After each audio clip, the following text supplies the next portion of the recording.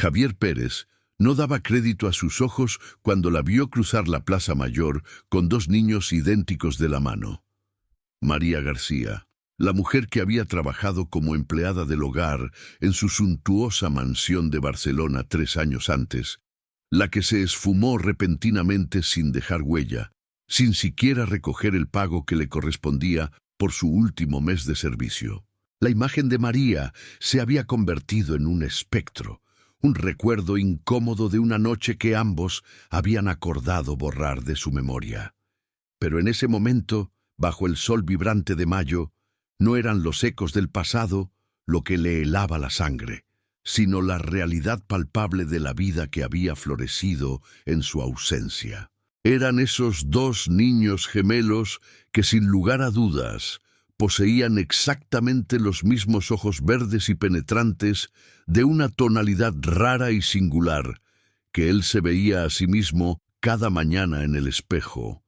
El inconfundible hoyuelo en la barbilla de ambos pequeños era una réplica exacta de su propia marca genética, un sello que gritaba la verdad en el centro de una plaza abarrotada de turistas. Tenían aproximadamente 2 años y medio, una cronología que coincidía al milímetro con el tiempo transcurrido desde aquella noche en que la soledad y el exceso de vino habían empujado a Javier y María a cruzar una línea que la lógica social y profesional dictaba que era infranqueable. Javier se quedó petrificado en la acera, un bloque de mármol en el corazón vibrante de la ciudad. El martilleo de su corazón resonaba en sus oídos mientras María finalmente lo percibía. Sus miradas se encontraron a través de la densa multitud turística. En los ojos castaños de ella, Javier vio una confirmación devastadora, una mezcla de terror absoluto y una dolorosa, aunque milagrosa, resignación. Un secreto, mantenido en silencio durante 3 años de lucha solitaria, estaba a punto de explotar y reconfigurar el destino de todos los involucrados.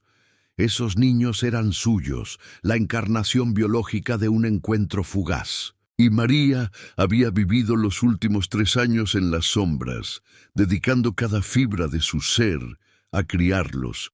Impulsada por razones que Javier estaba a punto de descubrir, eran mucho más nobles, complicadas y, en el fondo, dolorosamente protectoras de lo que jamás habría podido imaginar para una empleada del hogar. Barcelona lucía su máximo esplendor bajo un cielo despejado cuando Javier Pérez, el epítome del ejecutivo moderno, salió de su bastión en el Paseo de Gracia. A sus 36 años, dirigía con mano firme Pérez Inversiones, y su éxito era sinónimo de la prosperidad catalana de la élite. Vestía un traje de corte perfecto, reflejando su estatus. Pero aquel día, mientras caminaba hacia su restaurante predilecto, un magnetismo silencioso lo atrajo. Una mujer con un cochecito doble, 2 pequeños a los lados, capturó su atención. Había una gracia familiar en su andar, un ángulo del perfil que desenterró recuerdos sepultados. Justo entonces, la mujer se giró para reconvenir a uno de los niños que se había acercado demasiado a una fuente ornamental. Javier se detuvo en seco. Era María García, sin sombra de duda. El mismo cabello castaño, recogido en una simple cola. Los rasgos finos que contrastaban con la fortaleza que siempre había intuido en ella. Los mismos ojos castaños que había visto diariamente durante 2 años, limpiando y organizando su vida. Su desaparición 3 años antes había sido un misterio de 24 horas, un día presente, al siguiente una ausencia inexplicable, solo mitigada por aquella nota manuscrita en la cocina. Lo siento, debo irme. No me busques. A pesar de sus intentos por localizarla, guiados más por una preocupación genuina que por un reclamo, María había parecido desvanecerse en el inmenso tejido de la ciudad. Ahora allí estaba, a apenas 50 metros, flanqueada por 2 pequeños que eran evidentemente gemelos. Javier, sintiendo una oleada de adrenalina y temor, comenzó a avanzar. El momento crucial llegó cuando uno de los niños, Mario, el varoncito de camiseta azul, se giró hacia él con una risa infantil y desinhibida. Para Javier, el mundo entero se detuvo y se inclinó sobre su eje. Los ojos del niño eran idénticos a los suyos, un verde intenso, inusual, casi esmeralda. El hoyuelo en la barbilla, esa pequeña hendidura que él mismo poseía, era una copia carbón. Los rasgos infantiles, a pesar de su corta edad, le recordaron inquietantemente las fotografías de su infancia que su madre, Elena Gómez, atesoraba celosamente. La otra niña, Paula, con su vestido amarillo, se giró en perfecta sincronicidad. Mismos ojos verdes, mismo hoyuelo, como si un poder superior hubiese decidido crear dos réplicas perfectas de su linaje. Fue entonces cuando María levantó la mirada. El encuentro visual fue un relámpago que recorrió la multitud de turistas. La mezcla de shock, pánico y una profunda resignación cruzó su rostro en un instante fugaz. Con una decisión tomada en el microsegundo de ese encuentro, María tomó a los niños de la mano y aceleró el paso, intentando fundirse en el anonimato de la plaza. Pero Javier no pudo permitirlo. Una fuerza primigenia y paternal lo impulsó a actuar. Corrió, sorteando a los transeúntes, y la alcanzó justo cuando María intentaba subir a los pequeños al cochecito doble. María se detuvo, su espalda tensa y rígida. Al girarse, sus ojos estaban al borde del desborde, pero una nueva determinación, una fortaleza inquebrantable que Javier no le había visto antes, la sostenía. Habló en voz baja, pidiéndole que la dejara tranquila. Javier, con la voz ahogada por la emoción, miró a los niños, luego a ella, y repitió la pregunta que lo atormentaba. «¿Son míos?» El silencio que siguió fue más ruidoso que el bullicio de la plaza. María cerró los ojos, una única lágrima de cristal resbaló por su mejilla y asintió lentamente con un gesto de liberación dolorosa. En ese instante, apoyado en el muro de piedra de un edificio antiguo, Javier sintió que su realidad se hacía añicos para reconstruirse de forma milagrosa. Era padre de 2 hijos gemelos de 2 años y medio. La avalancha de preguntas sobre el por qué y el cómo era ensordecedora. Pero al observar la tensión y el miedo en María, la comprendió. El centro de Barcelona era el lugar menos indicado para desentrañar un misterio de tal magnitud. Propuso ir a su ático privado en el lujoso barrio de Sarrià-Sant-Gervasi. María, con la mirada dividida entre sus hijos y la imposición de la realidad, asintió, una rendición agotada ante el destino. Sabía que su momento había llegado. Javier llamó a su chofer, pidiendo la máxima urgencia para traer el vehículo de la compañía. 20 minutos después, se encontraban en la sala privada de su ático, un santuario de lujo. Los gemelos, Mario y Paula, cuyos nombres había logrado sonsacar durante el trayecto en un susurro, jugaban con unos juguetes comprados in extremis por un asistente. María se sentó, con las manos entrelazadas, en su regazo, una imagen de rigidez controlada. Javier le sirvió agua con sus propias manos, que temblaban ligeramente, antes de sentarse frente a ella para demandar, con voz simple y directa, saberlo todo. María, tras un momento de silencio mirando a sus hijos, fijó la vista en sus manos.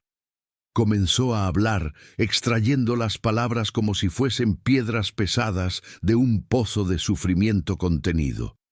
Rememoró aquella noche 3 años y medio antes, el día de su 33º cumpleaños. La mansión, la fiesta, el final de la velada en la cocina, el exceso de alcohol de Javier, la conversación sincera que cruzó las barreras sociales, la conexión real, fugaz e irreflexiva que culminó en un momento de debilidad mutua. A la mañana siguiente, el arrepentimiento había sido instantáneo y mutuo. El acuerdo tácito: olvidar. Durante 3 semanas mantuvieron una distancia profesional, luego el silencio. Ahora en su ático, María relató el giro milagroso y aterrador, 3 semanas después, la confirmación del embarazo. Al principio, la impulsó a contárselo, pero la razón social intervino de forma brutal y definitoria. Vio las fotos en las revistas de sociedad, Javier cenando con Lucía Fernández, la heredera de Fernández Moda, los artículos sobre un inminente matrimonio que uniría dos imperios económicos, el de los Pérez y los Fernández. María, una mujer sin títulos universitarios, criada en el barrio obrero de Hospitalet de Llobregat, comprendió con dolor la inmensidad del abismo social que los separaba. Imaginó el escándalo, la ira de la implacable familia Pérez, la humillación de ser percibida como una trepadora, una cazafortunas que había aprovechado la vulnerabilidad de un hombre rico, y el embarazo no era simple, eran gemelos. La noticia, confirmada en la primera ecografía, amplificó su miedo al escándalo y a la potencial vergüenza familiar para Javier. Su decisión, aunque desgarradora, fue tomada para protegerlo a él y a su estatus, tanto como a sí misma de la difamación social. Huyó, dejó Barcelona, regresó a su pequeño pueblo en Andalucía, buscando refugio con una tía. Allí trabajó incansablemente hasta casi el último mes, y luego nacieron Mario y Paula, bellos y sanos. Durante 2 años mantuvo su exilio autoimpuesto, viviendo con modestia, criando a sus hijos con un amor inmenso, financiada con trabajos de limpieza a tiempo parcial y la ayuda de su tía. El destino, sin embargo, volvió a intervenir de forma dramática, aunque providencial para el desenlace de la historia. Su tía falleció repentinamente 6 meses antes de su reencuentro. Esta pérdida, aunque dolorosa, se convirtió en el motor de su retorno a Barcelona, donde las oportunidades de trabajo eran mucho mayores que en su pueblo andaluz.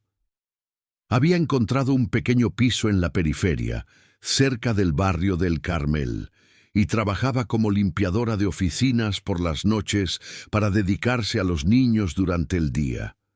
Era una vida dura, sí, pero lograban sobrevivir con dignidad y amor. La visita a la Plaza Mayor ese día no era un acto de desafío, sino una parada en el camino al pediatra para revisar a Paula, que había estado con fiebre. La casualidad del encuentro se sintió para María como un castigo, aunque para Javier se reveló como un milagro de la providencia. Javier escuchó el relato, sintiendo una mezcla de rabia por haber sido excluido y un profundo respeto por la fuerza y la nobleza de la decisión de María. Sabía que la narrativa de su familia era de rigidez y que su madre, Elena Gómez, era capaz de los movimientos más crueles para preservar la imagen y el patrimonio familiar. La historia con Lucía Fernández era exactamente lo que María había temido. Una farsa mediática orquestada por las familias, una expectativa de fusión empresarial disfrazada de amor.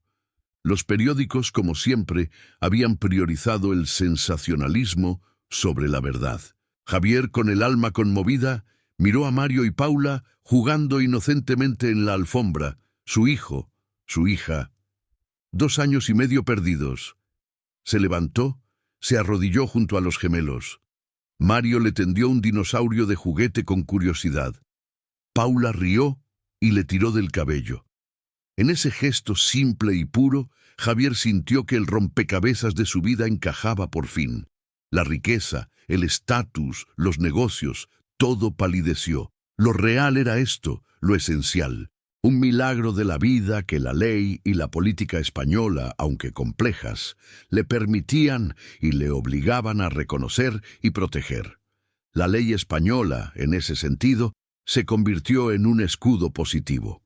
Como padre biológico y ante el reconocimiento voluntario de la paternidad y con las pruebas de ADN disponibles, la legalidad estaba de su lado y, por extensión, del lado de los niños y de María. No se trataba de una negociación, sino de un derecho inalienable de los menores a ser reconocidos y mantenidos por su padre.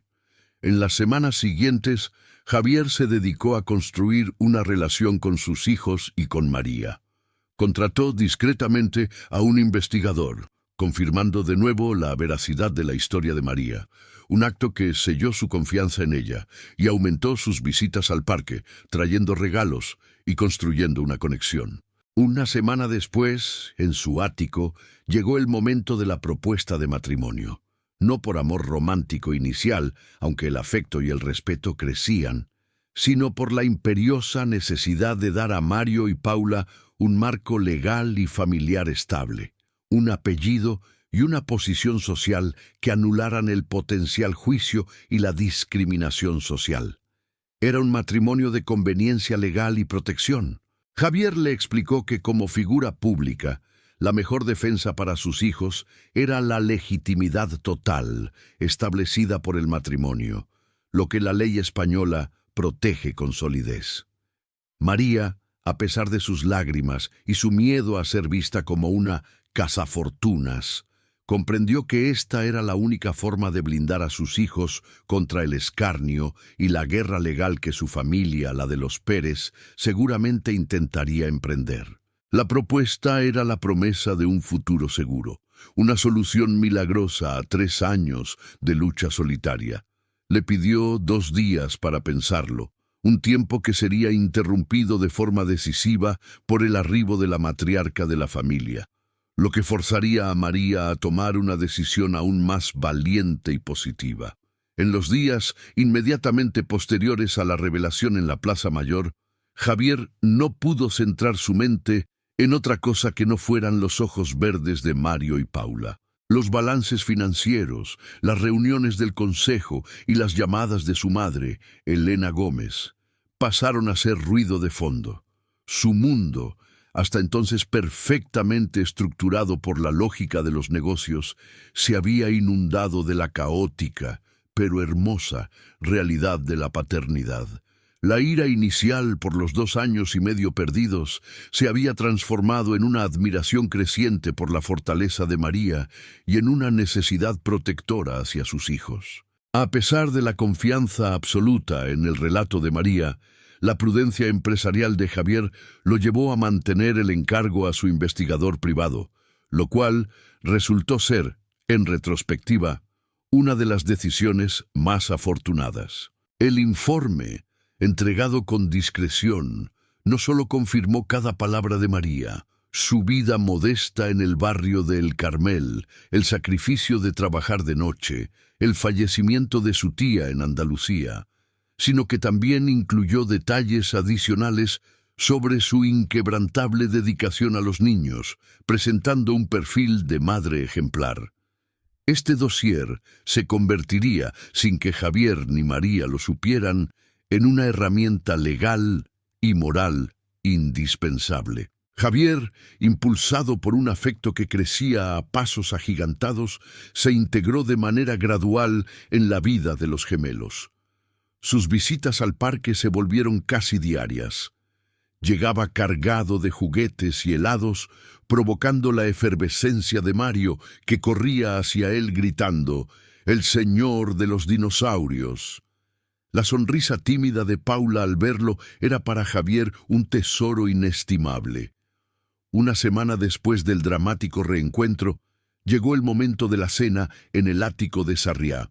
María, nerviosa pero determinada, aceptó dejar a los niños bajo el cuidado de una vecina de confianza.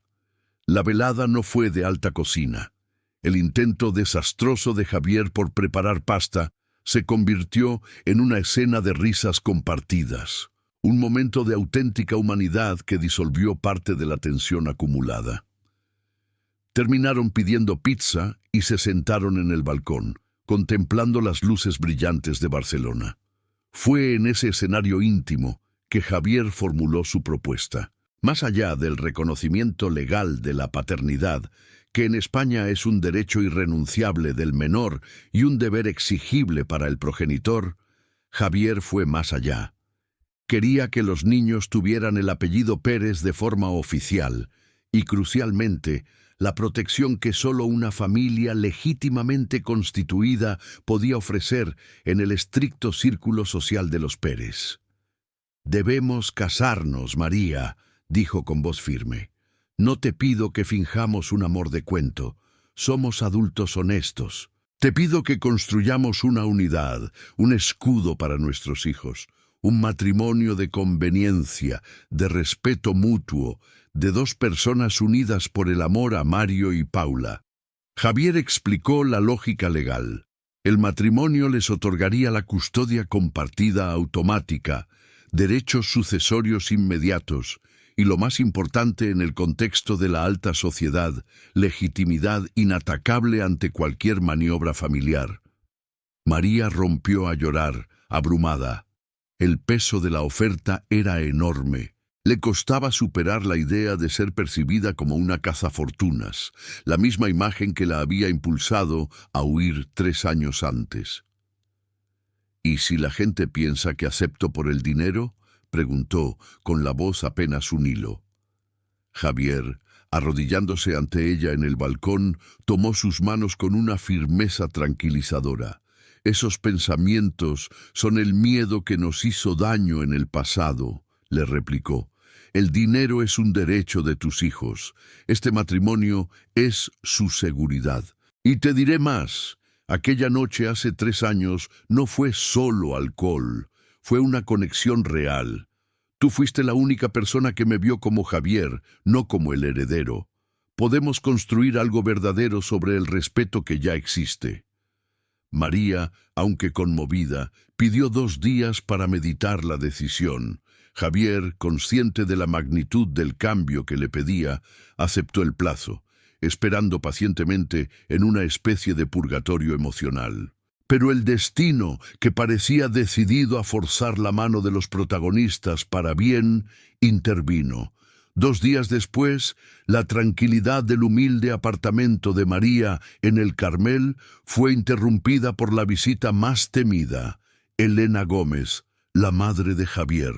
La matriarca de los Pérez no había necesitado mucho tiempo para atar cabos. El rastreo de su chofer, el cambio radical en el comportamiento de Javier y, finalmente, las fotos de Mario y Paula que había obtenido por canales discretos le confirmaron la verdad. Elena irrumpió en el salón con la frialdad de quien ejecuta una sentencia.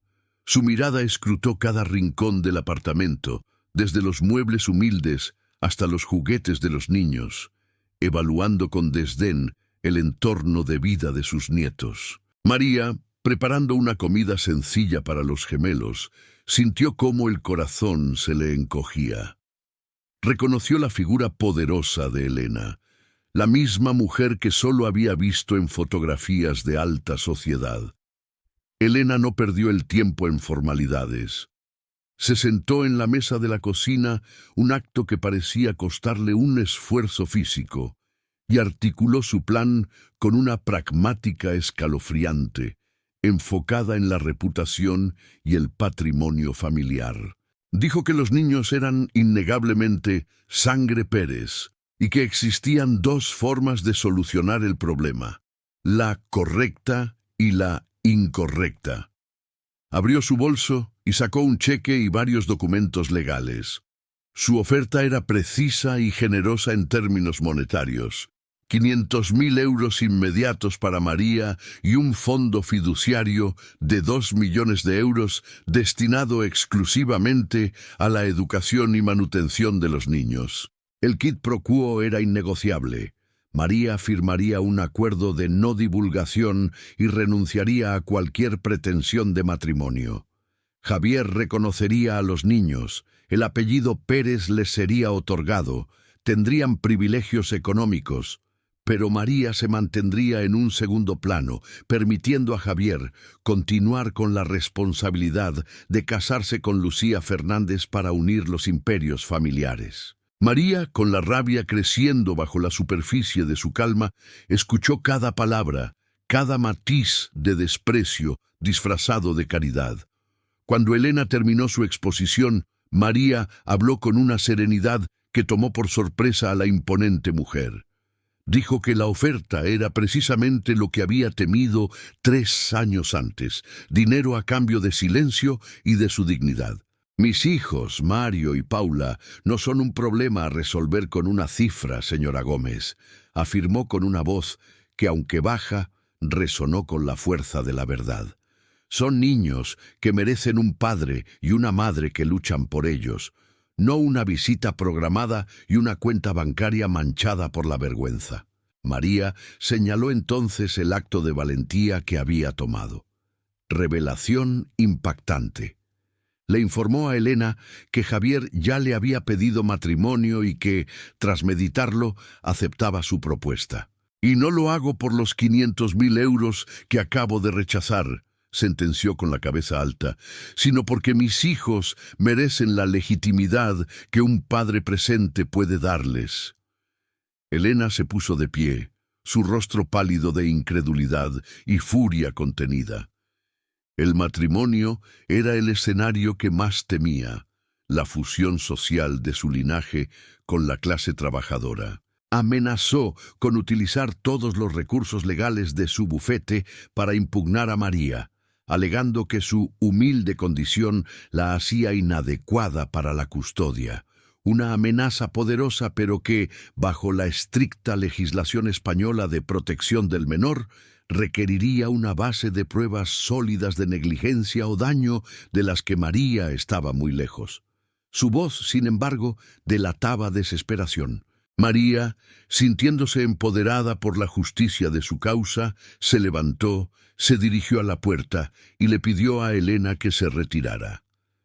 «Si desea conocer a sus nietos», añadió, cerrando la conversación con una dignidad inmensa, «tendrá que empezar por respetar a su madre. Su cheque es inaceptable».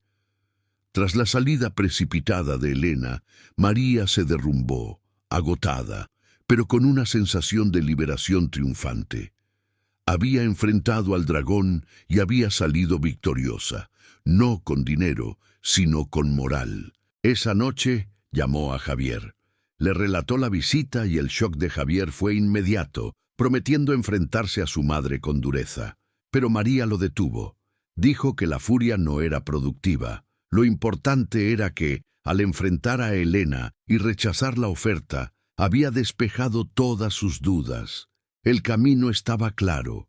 Aceptaba su propuesta de matrimonio. El matrimonio civil se celebró un mes después en el Ayuntamiento de Barcelona, con solo 2 testigos, y siguiendo todos los procedimientos legales para la inscripción y el reconocimiento de los gemelos. Fue un acto sobrio, donde Javier y María intercambiaron promesas de respeto y compromiso mutuo ante la ley y ante Mario y Paula, que jugaban inocentemente a sus pies. El destino, sin embargo, se aseguró de que el secreto no permaneciera oculto. Una foto casual, tomada por un turista y subida a una red social, se hizo viral con la velocidad de la luz. El heredero Javier Pérez se casa en secreto con su exempleada del hogar, la madre de sus gemelos, en el ayuntamiento. Los titulares sensacionalistas llovieron, cumpliendo los peores temores de la familia Pérez, pero el momento ya había pasado. La boda era un hecho legalmente consumado.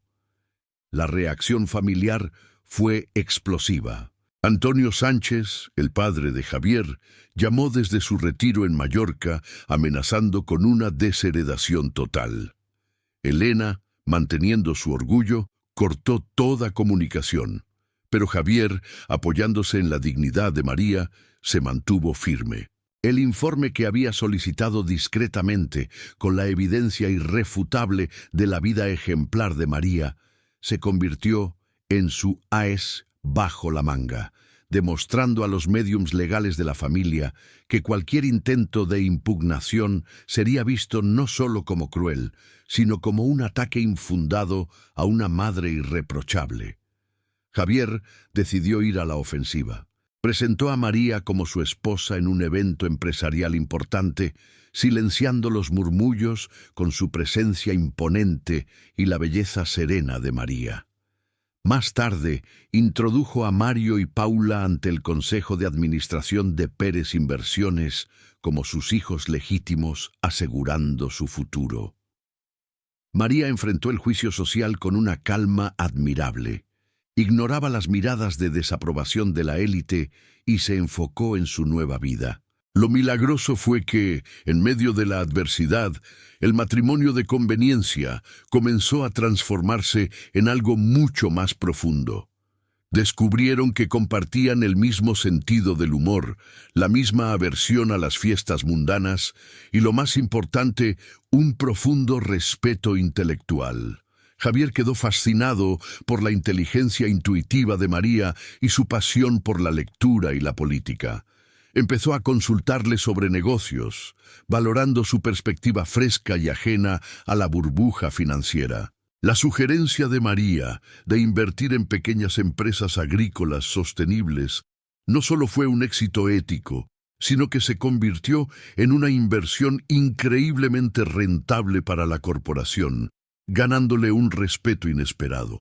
La vida de los gemelos florecía bajo la estabilidad que Javier y María les proporcionaban, un testimonio vivo de que el amor y la dignidad siempre encuentran su camino. La decisión de Javier de presentar a María como su esposa y a Mario y Paula como sus hijos legítimos ante el Consejo de Administración de Pérez Inversiones fue el movimiento más audaz y brillante de su carrera, un acto que superó cualquier estrategia de mercado. Legalmente, blindó a los gemelos con la inatacable protección que ofrece el apellido Pérez en el tejido empresarial español. Socialmente, fue un guante arrojado a la cara de su propia familia. Elena Gómez y Antonio Sánchez mantuvieron el silencio más absoluto durante meses, un ostracismo que dolía, pero que Javier y María contrarrestaban con la felicidad y la estabilidad que construían en su hogar. María enfrentó el juicio de la alta sociedad catalana con una dignidad silenciosa. Las miradas de las esposas de otros ejecutivos, los murmullos de desaprobación en los eventos de caridad y la condescendencia abierta eran recibidos por ella con una sonrisa serena y un enfoque inquebrantable en su vida y la de sus hijos. Lo milagroso y el verdadero plot twist de esta historia ocurrió en la intimidad. Aquel matrimonio, concebido como un frío acuerdo de protección, se convirtió en un amor genuino, lento y profundo, que floreció día tras día. Javier, acostumbrado a las superficialidades de su mundo, descubrió en María una compañera intelectual y emocional. Se dio cuenta de que María era la única persona que se atrevía a contradecirlo y la única que no lo trataba como un cheque andante. Él se enamoró de su risa sincera, de su aguda inteligencia y de la forma en que su pasión por la lectura y la política se combinaba con su amor por la cocina andaluza tradicional. María, por su parte, se enamoró del hombre que elegía pasar una tarde jugando con Mario en el suelo del salón, en lugar de asistir a una cena de 1000 cubiertos. Del padre que leía cuentos a Paula con voces graciosas y del esposo que le pedía consejo sobre un nuevo fondo de inversión. Un momento definitorio en su nueva vida llegó cuando María sugirió una inversión audaz. Con su experiencia en el sector de servicios y su conocimiento de la realidad social, propuso a Javier que Pérez Inversiones diversificara parte de su capital hacia pequeñas empresas agrícolas en Andalucía que impulsaban la sostenibilidad y el comercio justo. Los asesores financieros de Javier pusieron el grito en el cielo, pero Javier confió en la intuición y el conocimiento de su esposa. La inversión no solo fue un éxito ético, sino que, a causa de un cambio en las regulaciones de la Unión Europea que favoreció los productos ecológicos, un cambio legal que María había anticipado al leer reportes económicos, se convirtió en una de las operaciones más rentables de la compañía en 5 años. Este éxito no solo consolidó la posición de María ante el Consejo como una mente brillante, sino que también inspiró a Javier a reorientar la ética de su imperio. La prueba de fuego, la que probaría que su amor había vencido a la convención social, llegó en la época de Navidad, 8 meses después de su matrimonio civil. Javier, actuando con una valentía emocional sin precedentes, insistió en que toda la familia Pérez Sánchez se reuniera para la cena tradicional de Nochebuena en la gran mansión. Elena Gómez acudió con una expresión de mármol, su rostro una máscara de desaprobación. Antonio Sánchez solo aceptó presentarse después de que Javier prometiera que no habría prensa. La velada comenzó con una tensión glacial. Los parientes de Javier se sentaban separados de María en el inmenso comedor. Pero el milagro de la Navidad se manifestó a través de sus hijos. Paula, la niña, que en ese momento tenía poco más de 3 años, se acercó a su abuela Elena con una hoja de papel doblada torpemente. Era un dibujo hecho con ceras de colores, un garabato de 5 figuras felices y la palabra abuela, escrita con grandes letras infantiles. El dibujo representaba a la familia completa. Cuando Elena Gómez, la matriarca de hielo, miró el dibujo, algo se agrietó en su fachada. La imagen tierna y desgarbada de su nieta, la prueba tangible y amorosa de su sangre, hizo que sus ojos se llenaran de lágrimas. María, percibiendo el momento de la verdad, hizo su jugada maestra. Se levantó con calma y se sentó junto a Elena, actuando no con resentimiento, sino con la máxima empatía. «Sé que fui un shock, Elena», dijo María con voz suave pero firme, «y que no soy la nuera que usted imaginó, pero su hijo me ama, y yo amo a sus nietos. Ellos merecen tener a su abuela, y yo deseo que me vea como soy, una madre que lucha por sus hijos. No quiero muros, quiero construir un puente». La honestidad de María, desprovista de cualquier manipulación o resentimiento, desarmó por completo a Elena. La matriarca miró a María durante un largo y silencioso momento, luego a Javier, que observaba la escena con la respiración contenida. Finalmente, con la voz rota por la emoción, Elena confesó su verdad, la suya y la de su esposo. «Tuve tanto miedo. Miedo de perder el apellido, de perder la empresa, de perderte a ti, Javier. Miedo de que solo buscaras nuestro dinero, María. Pero al ver la felicidad que habéis construido, veo que no es dinero lo que estáis buscando. Es familia. Es lo único que importa». No fue una reconciliación instantánea, pero fue un inicio bendito y esperanzador. A partir de ese día, Elena comenzó a visitar a los nietos, primero con cautela, luego con una devoción absoluta. Las visitas se convirtieron en almuerzos, luego en cenas semanales. El círculo familiar se cerró, y la familia Pérez Sánchez aceptó a María no como la exempleada del hogar, sino como la señora Pérez, la mujer que había salvado a su hijo de una vida de soledad y le había dado la alegría de la paternidad. Antonio Sánchez, el abuelo, regresó de Mallorca exclusivamente para pasar más tiempo con los gemelos, admitiendo que la vida sin ellos se había vuelto vacía. 3 años después del matrimonio civil, la vida de Javier y María era un testimonio de amor y superación. Mario y Paula eran niños de 5 años y medio, llenos de vida y risas. María, usando su plataforma social, se convirtió en una filántropa respetada a nivel nacional, creando fundaciones que utilizaban fondos de Pérez Inversiones para apoyar a mujeres con pocos recursos y madres solteras, influenciando positivamente la política social de la empresa. Javier, por su parte, había expandido la empresa a 5 nuevos mercados, pero su enfoque ahora era la inversión ética y sostenible, una clara influencia de María. Lo más hermoso fue la culminación de su historia de amor. Lo que había comenzado como un contrato legal se había transformado en una unión profunda. Javier recordó el momento en que se dio cuenta de que amaba a su esposa. Fue una noche simple. María estaba en la cocina, y él ayudaba a Mario y Paula con sus dibujos. Ella se rió por algo que los niños habían dicho y él se detuvo. Miró a su esposa, a sus hijos, la escena doméstica que habían creado y sintió una certeza abrumadora. Aquello era la felicidad. María le confesó un momento similar. Fue cuando Javier canceló un viaje crucial a Nueva York porque Paula tuvo una gripe.